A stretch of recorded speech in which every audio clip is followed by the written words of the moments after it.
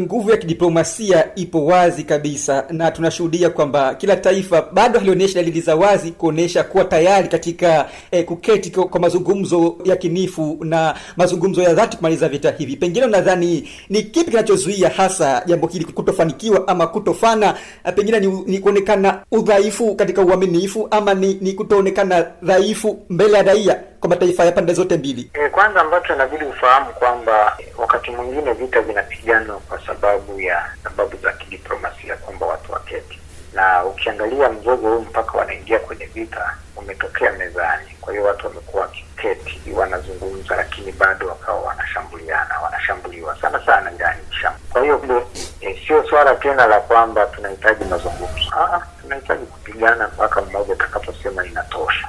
Sawa. Na nguvu ya kimataifa, Umoja wa Mataifa na baraza zima la usalama, baraza kuu la usalama Umoja wa Mataifa, pengine lina nafasi yote katika kupelekea suluhu ama tamati ya vita hivi vya Iran na Marekani ambavyo sasa hivi vimechukua masiku lukuki tangu pale Februari 28, karibu siku 35 leo, vita vinaendelea kuwa moto zaidi. Umoja wa Mataifa una nafasi gani katika hili?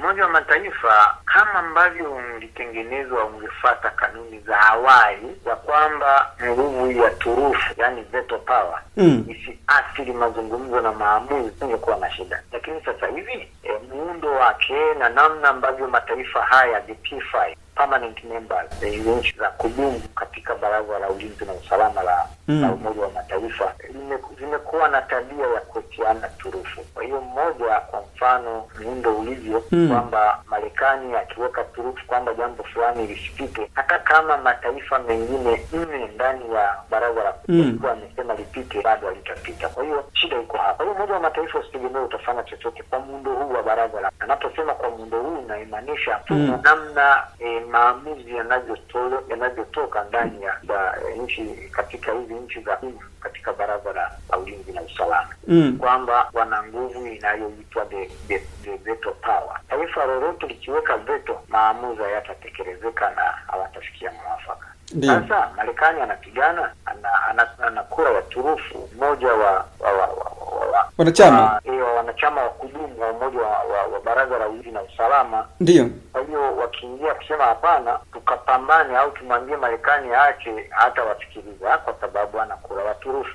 Kubwa hapa ni kwamba umoja utaendelea kutoa tu kauli za kulaani na kadhalika, lakini hautafanya chochote mpaka pale muundo. Maana wakati wanatengeneza mwaka 1945 walikubaliana kwamba muundo wa kura ya turufu hautakiwi kuathiri mazungumzo, hautakiwi kuathiri maamuzi, lakini haikuwa imeandikwa hivyo. Ilibaki kuwa implied, wanasema watu wa sheria, implied kwamba watu watafanya hivyo, lakini mataifa tumeona yakiwa hayafanyi hata kidogo, yanaweka veto, mambo yanaendelea. Kwa hiyo kama wanaweka veto, ni wazi Marekani hawezi akasimamishwa na Umoja wa Mataifa kwamba unachokifanya.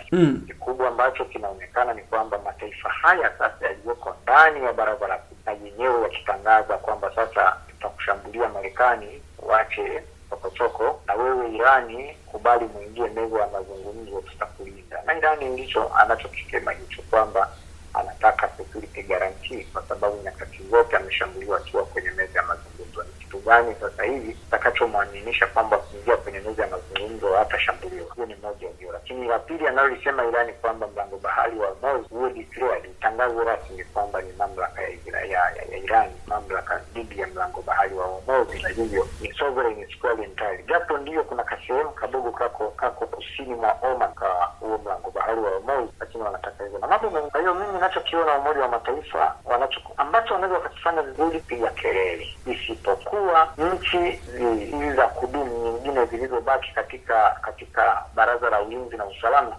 ikiweza kusimama na kwa zenyewe nje ya baraza, kwamba sasa hili hapa Marekani anaweza akafikia, sababu tuna nchi kama Ufaransa, tuna nchi kama UK, tuna nchi kama Urusi na China.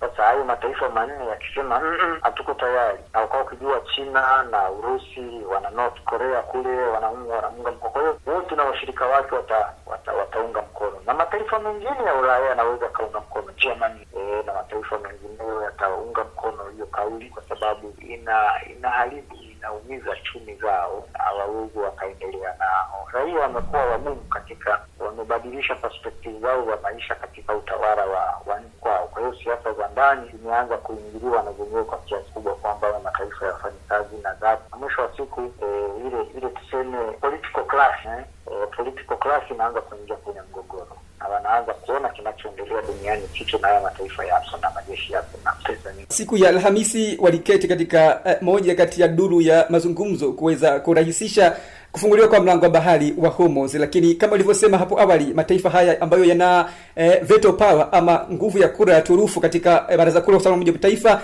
ikiwemo China, Urusi na taifa la Ufaransa, yalitoka nje ya mchezo wa kusema kwamba hawako tayari kushinikiza nguvu za kijeshi Iran kufungua mlango wa bahari wa Hormuz. Pengine hilo nalo unalizungumzia kwa nafasi gani katika vita hivi? Ndio, ina nafasi kubwa, kwa sababu manake ni kwamba tunamuunga mkono Iran aendelee anachofanya kiko sawa. Haina tofauti. Kwa hiyo inazidi kuleta mambo yawe magumu sana, kwa sababu wao walitaka washinikizwe kibubusa.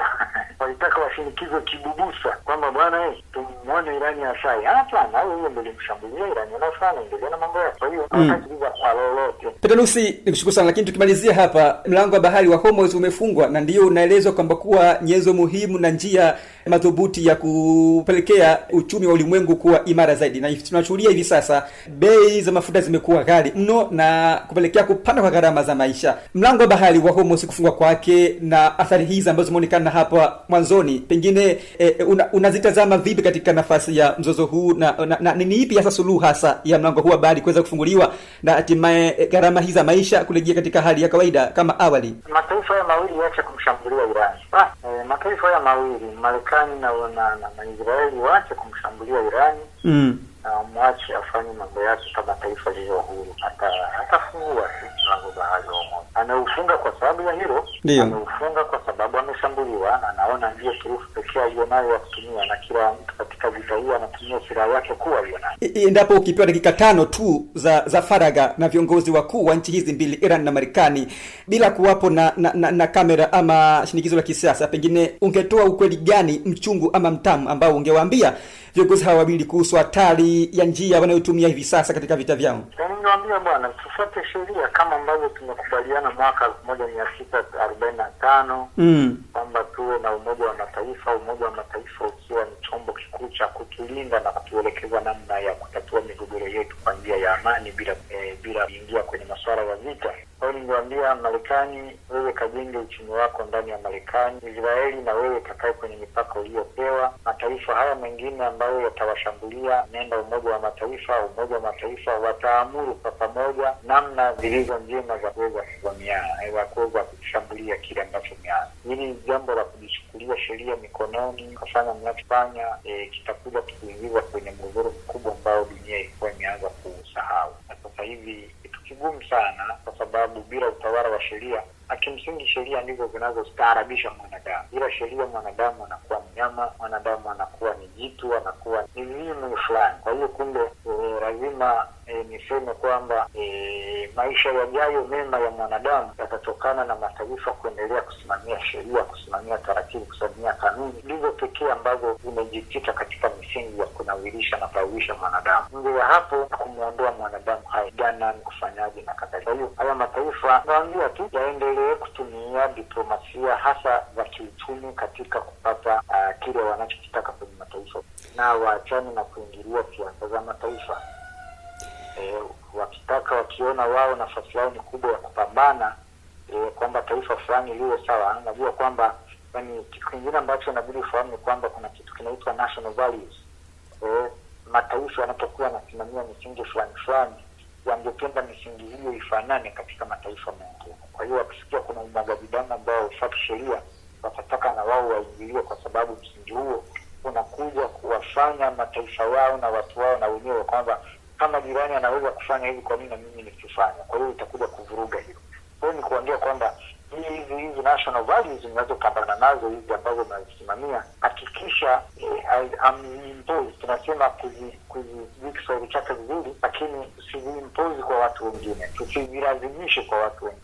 Kama watu hawataki, basi tuwasikilize na tuone, na tutumie watu hao wa kwao kufanya mageuzi na mabadiliko. Waunge mkono pale ambapo watu ndani wakisema sasa utawala huu hatutaki, tupige wasipige kelele za hoja na haja kwamba wasifanyiwe madhila makubwa yoyote ya nguvu watakapokuwa wanataka mabadiliko ndani ya taifa lao. Hayo ndio ambayo mimi ningeweza kuyasema kwa sasa, ndivyo. Na Peter Niagira, mchambuzi mwandamizi kabisa kutokea hapa nchini Tanzania, Dar es Salaam, ni kushukuru sana kwa mazungumzo yako ya kina kabisa tukiuchambua mzozo huu wa Mashariki ya Kati, vita vya Iran na Marekani. Bila shaka umetoa yale ambayo unayafahamu na kuyajua vizuri, na nikushukuru sana kwa mazungumzo haya ya kina kabisa kwa takriban saa moja hivi sasa. Asante, nikutakie kazi njema. Shukrani sana Peter Nus. Usisahau kusubscribe, like na kubonyeza alama ya kengele. Asante.